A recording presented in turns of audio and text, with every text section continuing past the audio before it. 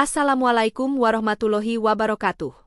Sahabat Cantika Story, sebelum kisah dimulai jangan lupa bersyalawat kepada baginda Rasulullah.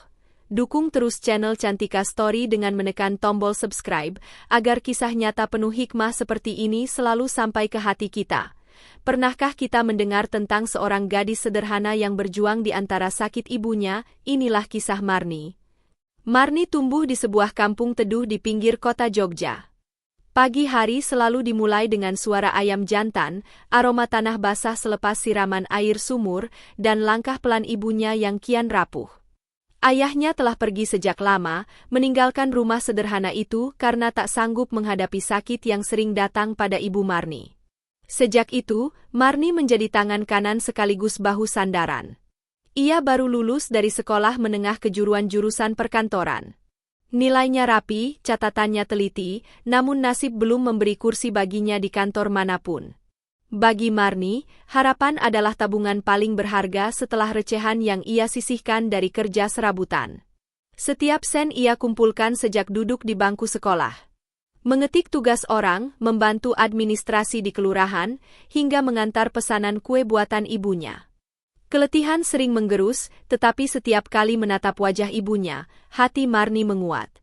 Ia percaya, di suatu titik, Allah menepatkan langkahnya. Suatu sore, matahari condong ke barat ketika seorang tamu datang. Ia adalah sahabat lama ibunya, perempuan berhijab sederhana dengan senyum hangat dan suara pelan yang menenteramkan. Sambil menyeruput teh hangat, ia bercerita tentang seorang kenalan di negeri Arab yang sedang mencari karyawan wanita untuk mengisi posisi manajer administrasi. Bukan pekerjaan ringan, tetapi peluang yang jarang datang. Hati Marni berdebar. Kata manajer terasa seperti puncak bukit yang selama ini ia pandang dari kejauhan. Malam itu, Marni menimbang-nimbang dalam diam. Ia menghitung tabungan yang ia simpan di kaleng bekas biskuit. Ia memeluk ibunya, lalu berbisik bahwa ia ingin mencoba. Ibu terdiam, menatap putrinya lama sekali. Di matanya berkaca haru dan cemas yang bertaut menjadi satu.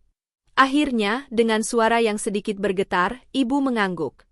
Tidak ada yang lebih membahagiakan selain melihat putrinya berani menjemput masa depan. Mereka saling berdoa, meminta agar Allah menuntun apapun yang akan terjadi. Hari keberangkatan tiba. Bandara adalah ruang perpisahan dan harapan yang bertubrukan. Marni menggenggam paspor erat-erat, di dalamnya terlipat surat rekomendasi dari kenalan sahabat ibunya. Ia menatap kota Jogja dari balik kaca.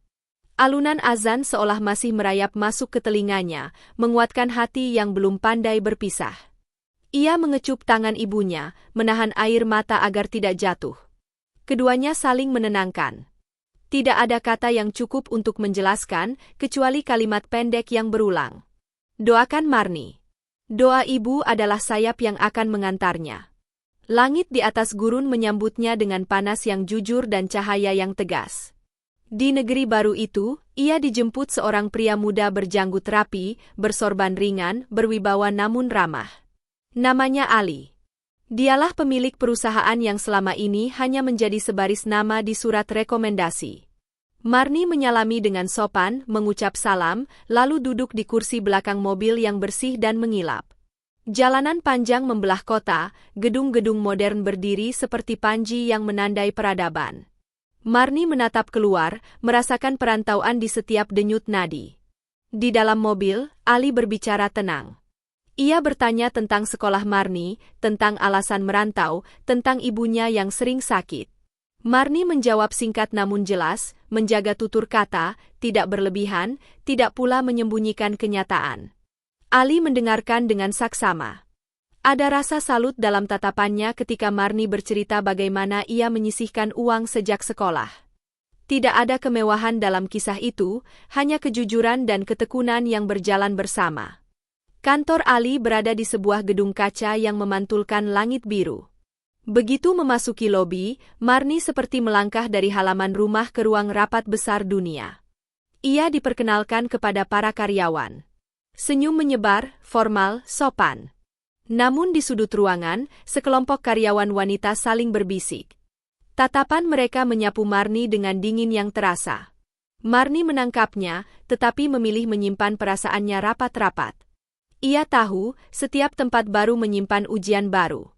Ia menundukkan hati, memohon pada Allah agar diberi keluasan dada.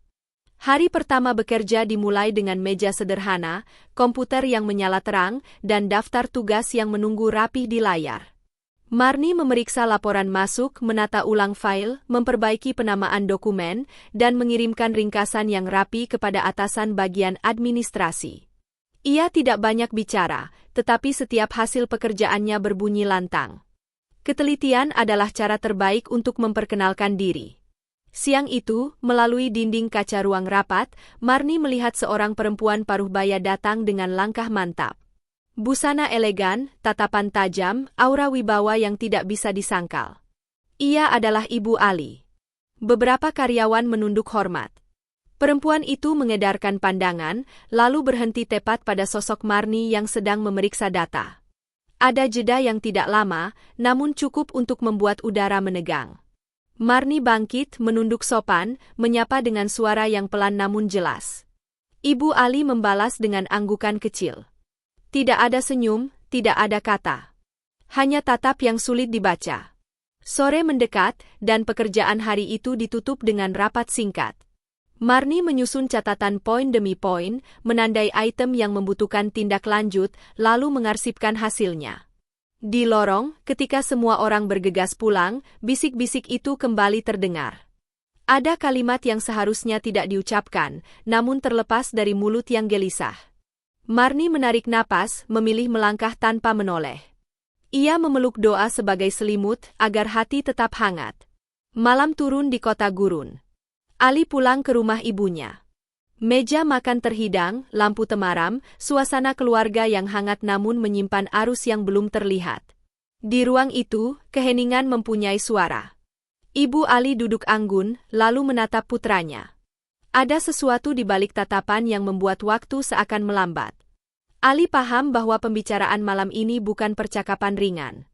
Ada keputusan yang menunggu, ada penilaian yang hendak diucapkan. Sementara itu, di kamar kontrakannya, Marni menutup mata dan mengulang doa yang sama seperti sepanjang hidupnya. Ya Allah, lapangkanlah, kuatkanlah, tunjukkanlah jalan. Di pagi berikutnya, sebelum matahari mengangkat tirai cahaya, kantor sudah kembali sibuk. Marni datang lebih awal. Ia menyalakan komputer, memeriksa kotak masuk, dan menemukan sebuah tugas baru dengan label penting. Proyek skala besar yang menentukan arah perusahaan beberapa bulan ke depan. Di balik layar, nama Ali tercantum sebagai penanggung jawab utama. Marni menatap deretan data yang padat, tenggat yang ketat, dan detail yang harus disusun seperti meronce butir demi butir. Ia tahu, inilah saatnya membuktikan diri. Ia merapikan jilbab, menepuk halus dadanya, lalu berbisik sangat pelan hingga nyaris tidak terdengar. Bismillah, atas izin Allah. Di luar ruang kerja, langkah bersepatu hak berhenti di depan kaca bening. Ibu Ali berdiri di sana, memperhatikan dengan saksama. Tidak ada yang tahu apa yang berputar di pikirannya. Hanya tatapan yang menilai, menimbang, dan mungkin juga siap menguji. Marni tidak melihatnya. Ia sedang tenggelam dalam tugas di antara angka, jadwal, dan rencana. Di sisi lain kota, waktu kembali mengumpulkan peristiwa. Setiap detik seperti benang yang ditarik rapat menuju satu simpul yang belum terikat. Hari itu menutup diri dengan senja yang kemerahan. Di ufuk, cahaya memantul pada dinding kaca gedung, menorehkan warna yang indah sekaligus tegas. Di rumahnya, Ibu Marni di Jogja menengadahkan tangan, menyebut satu nama putrinya dengan suara yang bergetar. Doa adalah jalan paling pendek menuju langit. Dan pada waktunya, jalan-jalan itu akan bertemu di satu titik yang ditandai oleh kehendak Allah. Di ruang makan yang sama, malam itu, Ibu Ali kembali duduk berhadapan dengan putranya. Ada keputusan yang siap diucapkan. Ada satu kalimat yang akan memantulkan konsekuensi panjang. Ali menatap ibunya, bersiap untuk menjawab. Di kejauhan, suara jam berdetak pelan. Dan kisah ini bergerak maju, menunggu satu kata yang dapat mengubah arah hidup seseorang bernama Marni. Malam itu, meja makan terasa lebih tegang dari biasanya.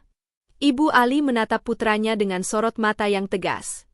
Sendok di tangannya diletakkan perlahan, lalu ia menghela napas panjang. Ali, aku tidak suka dengan kehadiran gadis itu, ucapnya dingin.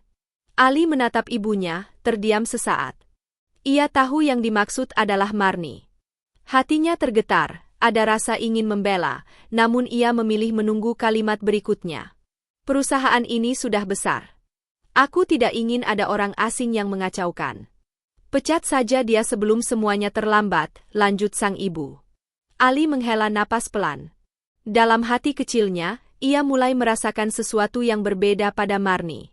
Sejak pertemuan pertama, keteguhan dan kesederhanaan Marni membuatnya kagum.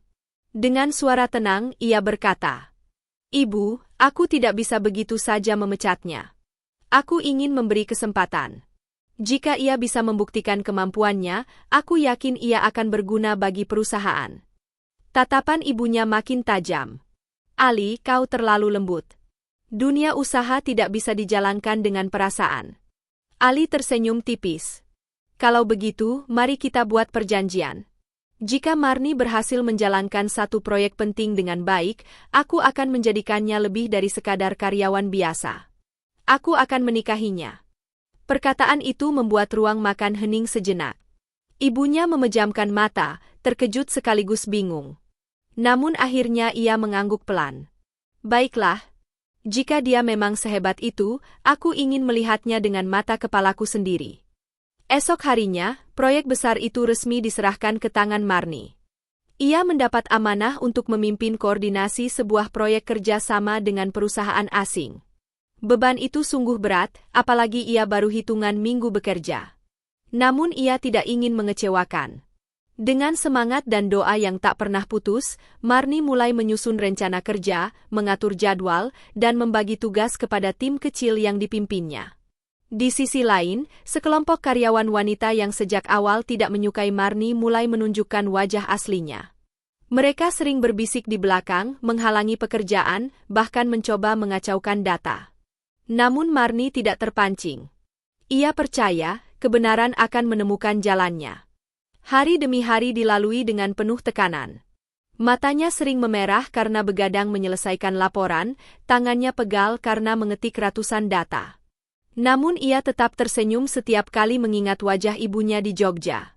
Dalam hatinya, ia selalu berdoa, "Ya Allah, kuatkan aku. Jangan biarkan aku gagal." Ali yang diam-diam memperhatikan perjuangan Marni semakin yakin bahwa ia bukan sekadar karyawan. Ia melihat kerja keras itu, kesabaran itu, dan ketulusan yang terpancar dari setiap langkahnya. Sesekali ia memberi masukan, sesekali ia sekadar memberikan senyum penyemangat. Sementara itu, Ibunda Ali beberapa kali datang ke kantor untuk melihat langsung bagaimana Marni bekerja.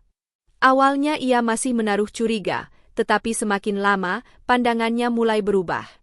Ia melihat Marni yang tak pernah mengeluh, selalu sopan, dan rajin menyelesaikan tugas. Bibit kebencian yang sempat tumbuh di hatinya mulai terkikis sedikit demi sedikit. Hari demi hari berlalu, hingga tibalah waktu presentasi hasil proyek. Ruang rapat besar penuh dengan para petinggi. Marni berdiri di depan layar, menjelaskan dengan suara lantang namun tetap lembut. Data tersusun rapi, grafik bergerak jelas, strategi tertuang detail. Semua mata terpaku, semua telinga mendengarkan. Dan ketika presentasi usai, ruangan bergemuruh oleh tepuk tangan panjang. Ali tersenyum puas. Ibunya terdiam, matanya berkaca-kaca. Ia tidak menyangka gadis sederhana dari Jogja itu mampu membawa perusahaan menuju kesuksesan. Dalam hati kecilnya, ia mulai berkata pada dirinya sendiri, "Mungkin aku salah menilainya." Di balik semua itu, kelompok karyawan yang iri semakin panas hatinya. Mereka tidak terima jika Marni berhasil. Maka mereka mulai merencanakan sesuatu yang lebih besar, sesuatu yang bisa menjatuhkan Marni. Hari itu kantor masih dipenuhi suasana kagum setelah keberhasilan proyek yang dipimpin Marni. Para petinggi perusahaan mulai memuji hasil kerjanya, bahkan ada yang menyarankan agar Marni diberi tanggung jawab lebih besar. Ali hanya tersenyum bangga, tetapi di dalam hatinya ia tahu, keberhasilan itu adalah jawaban atas doanya. Ibunda Ali yang sebelumnya keras kepala, kini sering datang ke kantor bukan lagi untuk mencari kesalahan, melainkan untuk melihat bagaimana Marni bekerja. Ia memperhatikan cara Marni menyapa setiap orang dengan sopan, menundukkan kepala setiap kali lewat di depannya, dan bagaimana gadis muda itu selalu membantu karyawan lain tanpa pilih kasih. Hatinya yang dulu dingin perlahan luluh. Namun di balik itu, sekelompok karyawan wanita yang iri hati semakin panas. Mereka berkumpul di ruang pantry, berbisik-bisik sambil menatap Marni dengan pandangan sinis. Kita harus lakukan sesuatu. Kalau tidak, sebentar lagi dia akan menguasai semuanya, ujar salah satu dari mereka. Ada yang mengangguk setuju, ada pula yang menyeringai licik. Mereka mulai menyusun rencana jahat. Sementara itu, di sisi lain, Ali sering mengajak Marni berdiskusi setelah jam kerja.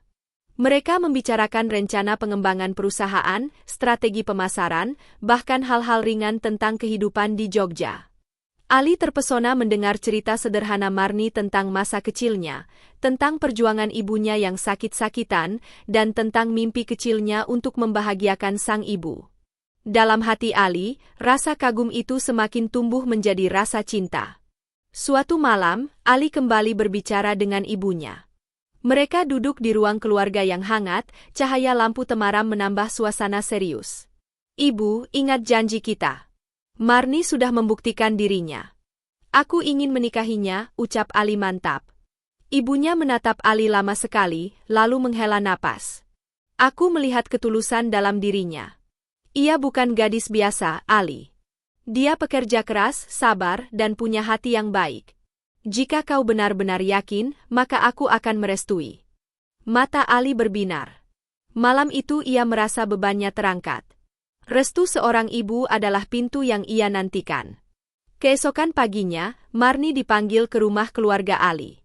Dengan hati yang berdebar, ia melangkah masuk ke ruang tamu megah itu. Ibunda Ali menatapnya, kali ini tidak lagi dengan dingin, tetapi dengan senyum lembut. Marni, ucapnya, aku ingin menikahkanmu dengan anakku, Ali. Air mata hampir jatuh dari mata Marni. Hatinya bergetar, ia memang menyukai Ali sejak lama, meski ia tidak pernah berani mengungkapkan. Namun ada satu hal yang membuatnya ragu. Dengan suara lirih, ia berkata, saya, bagaimana dengan ibu saya yang ada di kampung? Sang ibu tersenyum hangat. Bawalah ibumu ke sini. Tinggallah bersama kami. Kalian akan hidup menetap di sini. Hati Marni luluh. Ia menangis bahagia, memeluk ucapan itu seperti doa yang dijabah. Hari itu, untuk pertama kalinya, Marni merasa dunia benar-benar berpihak padanya. Namun kebahagiaan itu belum sempurna. Di balik senyum yang mengembang, kelompok karyawan yang iri hati semakin tak bisa menahan amarah. Mereka tahu, jika Marni benar-benar menikah dengan Ali, maka semua kedudukan mereka akan runtuh. Dalam kegelapan niat, mereka menyusun rencana besar. Rencana untuk menjatuhkan Marni. Hari-hari berikutnya dipenuhi kebahagiaan. Marni pulang ke Jogja untuk menjemput ibunya. Perjalanan itu penuh haru, karena ia akhirnya membawa kabar besar yang selama ini ia simpan di hatinya. Saat tiba di rumah sederhana mereka, Marni langsung memeluk ibunya erat-erat. Air mata jatuh tanpa bisa ditahan. Ibu, ucap Marni lirih, Marni diminta menikah oleh Ali, pemilik perusahaan tempat Marni bekerja. Ia ingin hidup bersama Marni dan, ia juga ingin membawa ibu tinggal bersama kami di Arab. Ibunya terdiam. Mata yang sudah renta itu basah oleh air mata. Ada rasa haru, bahagia, sekaligus berat. Tangannya yang kurus menggenggam tangan putrinya dengan erat. Nah, kalau itu jalanmu pergilah. Ibu ikhlas. Doa ibu selalu bersamamu. Asal jangan lupakan asalmu, jangan lupakan Allah, dan jangan lupakan ibumu ini. Dengan restu itu, Marni merasa beban di hatinya terangkat. Ia membawa ibunya ke Arab, disambut baik oleh keluarga Ali. Sang ibu Ali yang tadinya dingin, kini menyambut dengan senyum hangat. Dua sosok ibu bertemu, saling memandang, dan akhirnya saling merangkul dalam keharuan. Beberapa minggu kemudian, pernikahan Marni dan Ali digelar. Gedung mewah dipenuhi tamu undangan. Marni tampil anggun dalam balutan gaun putih, wajahnya bersinar penuh doa. Ali berdiri gagah di sampingnya dengan tatapan penuh cinta. Akad nikah berjalan lancar, doa-doa bergema, dan air mata bahagia mengalir dari kedua pihak keluarga. Namun di balik semua kebahagiaan itu, ada hati yang masih diliputi dengki. Kelompok karyawan wanita yang sejak awal tidak suka pada Marni semakin merasa terpojok. Mereka tahu, kini posisi Marni bukan hanya sebagai karyawan, tapi sebagai istri pemilik perusahaan. Jika tidak bertindak, mereka akan kehilangan segalanya. Di ruang gelap yang jauh dari keramaian pesta, mereka berkumpul. Bisikan penuh amarah memenuhi udara. Kita tidak bisa diam. Jika dibiarkan, dia akan menguasai perusahaan sepenuhnya. Benar. Kita harus menjatuhkannya. Kita cari cara, meski dengan kecurangan. Senyum sinis tergambar di wajah mereka. Mereka merencanakan korupsi besar-besaran, berharap semua kesalahan akan diarahkan kepada Marni. Dengan begitu, kehormatan sekaligus posisinya bisa hancur. Namun mereka lupa, setiap niat jahat selalu diawasi oleh Allah.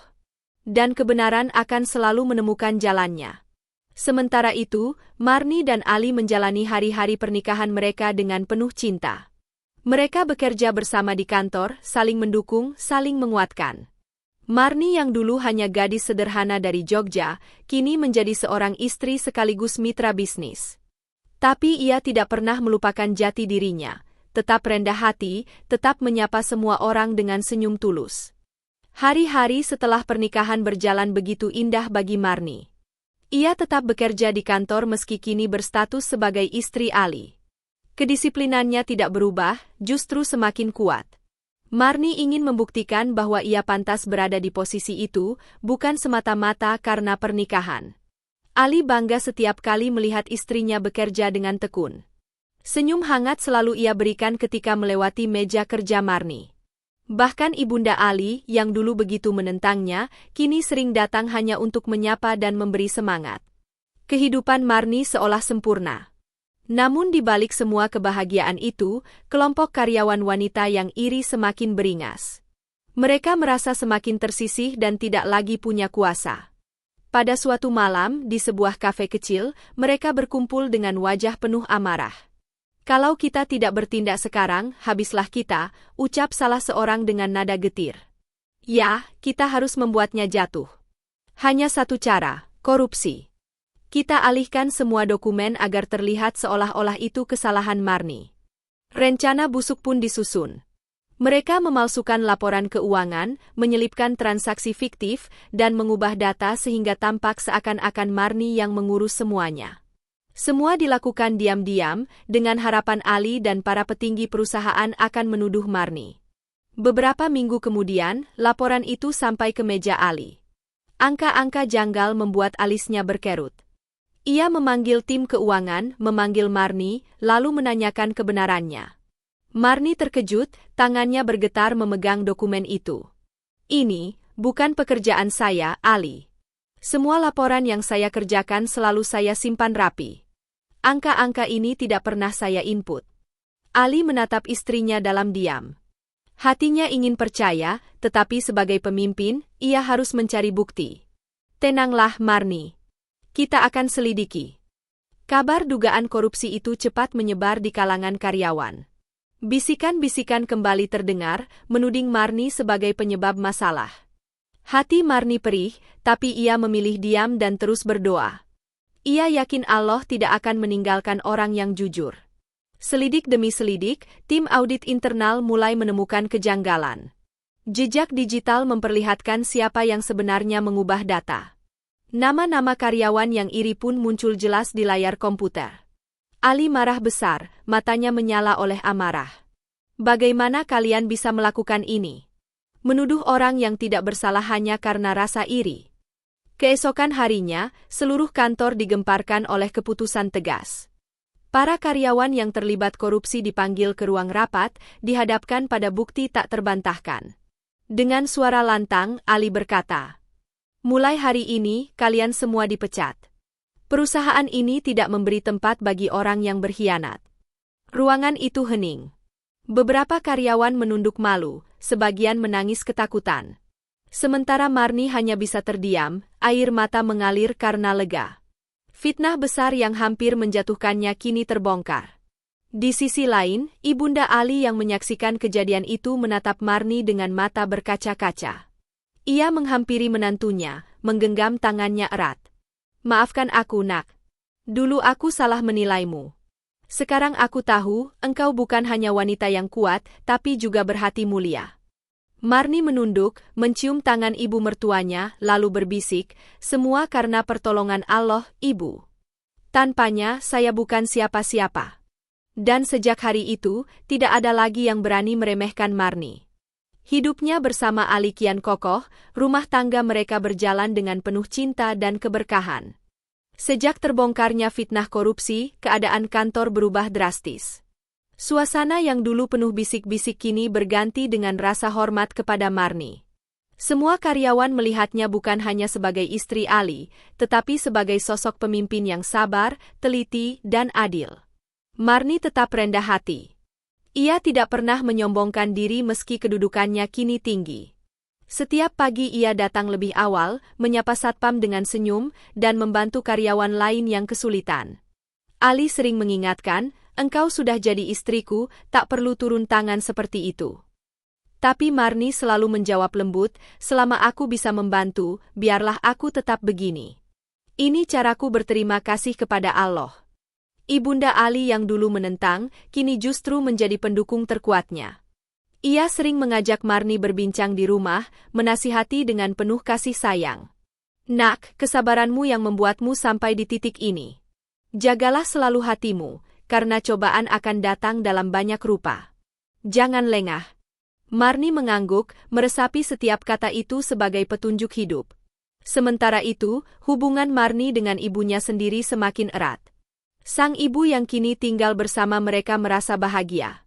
Kesehatannya berangsur membaik karena perawatan yang layak dan perhatian Marni yang tak pernah putus. "Nak, ibu sudah tenang sekarang. Kau sudah menemukan jalan hidupmu. Semoga Allah selalu menjaga rumah tanggamu," ucapnya penuh doa. Hari demi hari, Marni dan Ali tidak hanya hidup sebagai pasangan, tapi juga sebagai mitra kerja. Mereka bersama-sama membangun proyek-proyek baru, memperluas perusahaan, hingga membuka cabang di berbagai kota. Nama Marni mulai dikenal, bukan hanya di dalam negeri Arab, tetapi juga di luar. Keberhasilannya menjadi inspirasi bagi banyak orang, terutama perempuan muda yang ingin membuktikan bahwa kerja keras dan kesabaran bisa mengubah nasib. Namun di balik keberkahan itu, bayangan masa lalu sesekali masih muncul. Beberapa karyawan yang dipecat karena korupsi menyimpan dendam. Mereka berusaha mencari cara untuk membalas, meski langkah mereka semakin sulit. Ali tetap waspada, menjaga agar perusahaan dan keluarganya tidak lagi diganggu. Malam-malam Marni sering ia habiskan dengan sujud panjang, berdoa dalam lirih. Ia tahu bahwa di balik kebahagiaan, selalu ada ujian yang mengintai. Tapi ia yakin, selama ia menggantungkan hidupnya kepada Allah, tidak ada yang perlu ditakutkan. Kini, dari seorang gadis sederhana Jogja, Marni telah menjadi istri seorang pengusaha besar. Tapi yang membuatnya benar-benar istimewa bukanlah kekayaan atau kedudukan, melainkan hatinya yang tetap bersih, tulus, dan penuh syukur. Di sebuah sore yang tenang, Ali menatap istrinya sambil tersenyum. "Marni, dulu aku hanya ingin melihatmu berhasil di satu proyek. Tapi sekarang, aku sadar, engkau adalah proyek terindah dalam hidupku. Hadiah dari Allah yang tidak ternilai." Marni menunduk, menahan air mata haru. Dalam hati ia berbisik, "Ya Allah, jika ini takdir yang kau pilihkan untukku, maka jadikanlah aku hamba yang pandai bersyukur dan setia di jalan MU." Tahun berganti, usaha yang dipimpin Ali dan Marni semakin berkembang pesat. Perusahaan mereka dikenal karena kejujuran dan kedisiplinan. Banyak klien besar datang dari berbagai negara, dan nama Marni mulai diperbincangkan sebagai wanita muda yang sukses di negeri perantauan. Namun semakin tinggi sebuah pohon, semakin kencang pula angin yang menghantam. Di luar sana, beberapa mantan karyawan yang pernah dipecat karena korupsi belum bisa menerima kenyataan. Mereka masih menyimpan dendam. Bisikan iri itu berubah menjadi rencana balas dendam yang lebih besar. Sementara di rumah, kebahagiaan terasa lengkap. Ibunda Marni yang dulu sering sakit-sakitan kini terlihat lebih sehat. Wajahnya selalu berbinar setiap kali melihat anaknya tersenyum bersama Ali. "Nak, ibu bahagia melihatmu begini. Kau sudah menjadi wanita kuat yang selalu ibu doakan," ucapnya sambil menatap Marni dengan penuh cinta. Ali sendiri semakin jatuh hati pada istrinya. Malam-malam panjang mereka sering diisi dengan doa bersama, berbincang tentang masa depan, dan merencanakan proyek baru yang bukan hanya menguntungkan, tapi juga memberi manfaat bagi banyak orang. "Kita harus membuka lapangan kerja lebih banyak, Marni. Kita sudah merasakan betapa sulitnya mencari kesempatan, kini saatnya kita memberi jalan untuk orang lain," kata Ali penuh semangat. Marni mengangguk, hatinya ikut bergetar oleh cita-cita itu. Namun di balik semua itu, mulai muncul gosip tak enak yang berhembus di kalangan pebisnis. Ada yang menyebarkan fitnah bahwa Marni sebenarnya hanya memanfaatkan kedudukan Ali. Gosip itu dihembuskan oleh mereka yang iri, berharap bisa meruntuhkan nama baik Marni. Kabar itu sampai juga ke telinga ibunda Ali. Awalnya hatinya goyah, meski ia sudah menyayangi Marni. Namun kemudian ia teringat bagaimana Marni berjuang dari bawah, bagaimana ketulusan gadis itu menjaga keluarganya, dan bagaimana ia sabar menghadapi fitnah sebelumnya. Sang ibu akhirnya menepis semua kabar miring itu, bahkan berdiri membela menantunya di depan kerabat-kerabat besar keluarga. Ali pun tak tinggal diam. Ia mengumumkan secara terbuka keberhasilan Marni di hadapan jajaran perusahaan, menunjukkan bukti-bukti kerja keras istrinya. "Dia bukan hanya istriku, tapi juga pemimpin sejati. Tanpa Marni, perusahaan ini tak akan sebesar sekarang." Ucapan itu membuat semua terdiam. Banyak yang malu karena pernah meremehkan. Namun bagi Marni, semua pujian bukanlah tujuan.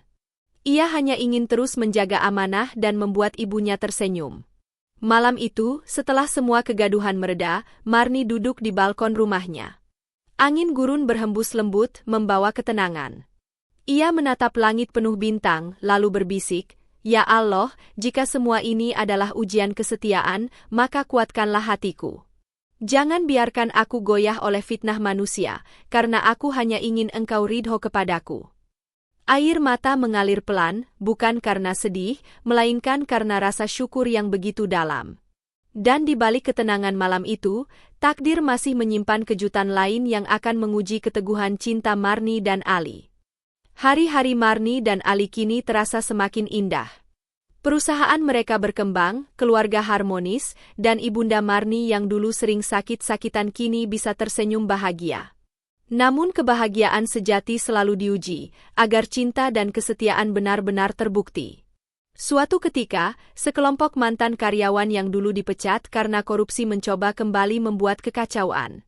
Mereka bekerja sama dengan orang luar untuk menyabotase proyek besar yang sedang berjalan.